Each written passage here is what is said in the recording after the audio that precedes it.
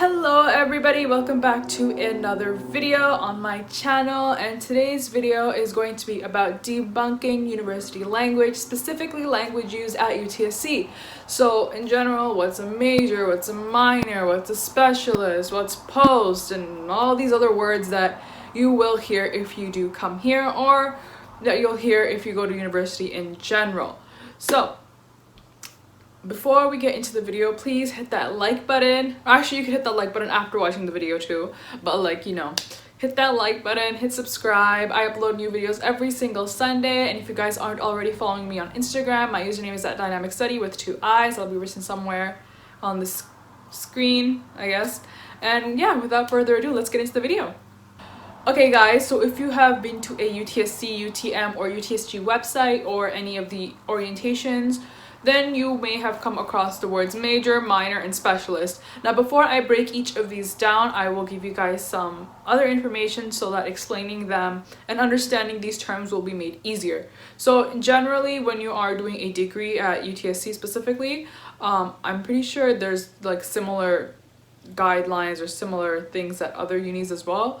But because I'm a UTSC student, I will talk about UTSC specifically. You will have to do 20 credits in order to graduate. Now, each course is usually worth 0.5 credits, so roughly you will be doing 40 courses in order to graduate, okay?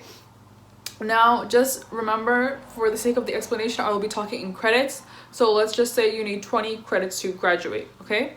The first word that I'm about to break down is a major. What is a major? The easiest way to think about a major is that it is around half of your degree, okay? So as I mentioned before, you need 20 credits to graduate, right? So a major will consist of roughly 10, not exactly, but about 10, right? 10 credits. So say for example, my degree is biochemistry. I am doing a major in biochemistry. I need specifically 9 credits to complete the biochemistry program, the biochem major, right? It's not 10, but it's roughly 10, right? And in the same ways, I think socio-cultural anthropology, you need around 8.5 credits for that major. So again, roughly half of your degree, but not exactly. That's typically what a major is. Alright, so the second term I am breaking down is a minor. What is a minor? A minor is about, I think the easiest way to explain it is that it's around 1/4 of your degree. So at UTC, again, we have 20 credits you need to graduate. Roughly 5 would be towards your minor, okay? So an example of a minor would be a minor in studio art, for example. You need 4.5 credits of studio art courses, and then it'll be a minor, right? So this is roughly 1/4 of your degree, like not exactly, again, roughly 1/4. And people take minors to complement their majors, or to just take a group of courses in something they're interested in. Alright guys, so the third term that I will be breaking down is a specialist. What in the world is a specialist? So a specialist, easiest way to explain it is that it's around 3/4 of your degree. So out of the 20 credits, 15 of them will contribute towards a specialist if you do choose to take one. Now, an example would be biochemistry specialist. That's about 14.5 credits.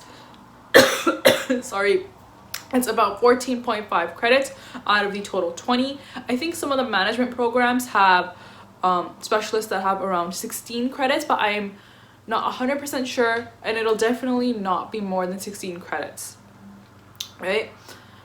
Now, some of you might be wondering, do I have to take a specialist and a major together? Answer is no, absolutely not. It is not mandatory. I do not think it is, like, just don't do it. Like, no, avoid that territory. You can do a major and a double minor. You can do a major and another major, so double major, and you can do a specialist on its own, or you could do a specialist and a minor. It's completely up to you, but combining a specialist and a major, I think, is a big no. Alright guys, so something else you might see at UTSC is the concept of limited and unlimited programs. Okay, so unlimited programs are programs that you don't really need to apply for. You don't need to apply for them. You can just go through Acorn, select that you want that program given that you've taken those courses, and you're good. That's basically it. But for limited programs, you need to make sure you have those prereqs. You need to make sure you have a certain grade, hit a certain GPA, If there's any other requirements, say for example, I don't know, like a supplementary application or maybe an interview or something, then you have to make sure that you get those as well before you are given admission to that program. So that is the main difference between limited and unlimited programs. There is a link that I will put in the description box below about limited and unlimited programs, and it'll be like a chart that'll come up and it'll list the program's name and whether it's limited or unlimited, in case you guys are wondering about that.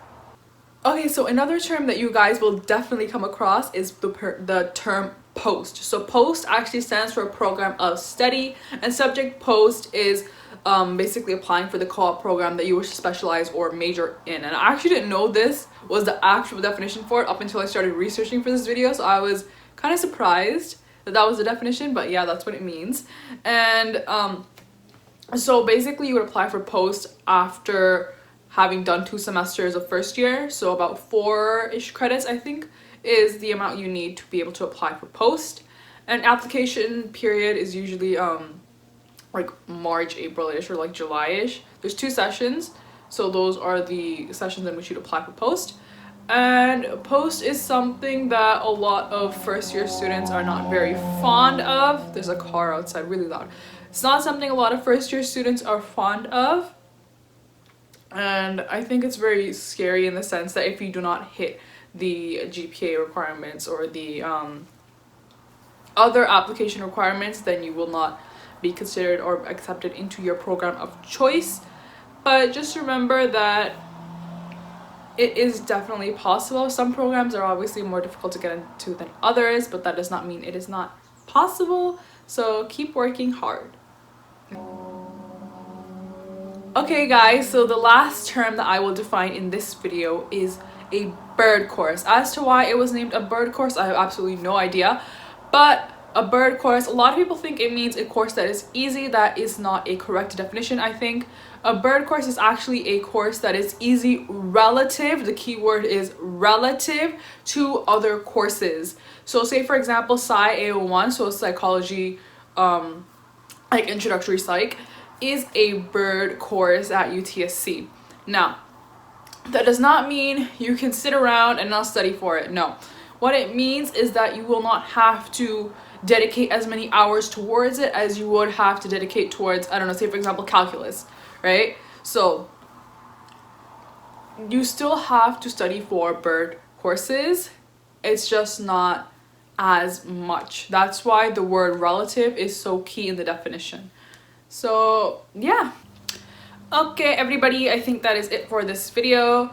So like, comment, share, subscribe, all that jazz, and make sure you stay tuned for upcoming videos. And I was actually going to teach you guys how to read course codes in this video, but I was scared that the video was going to be too long. So if you guys are interested in learning how to read course codes, please leave that down in the comments below, because honestly it can get confusing.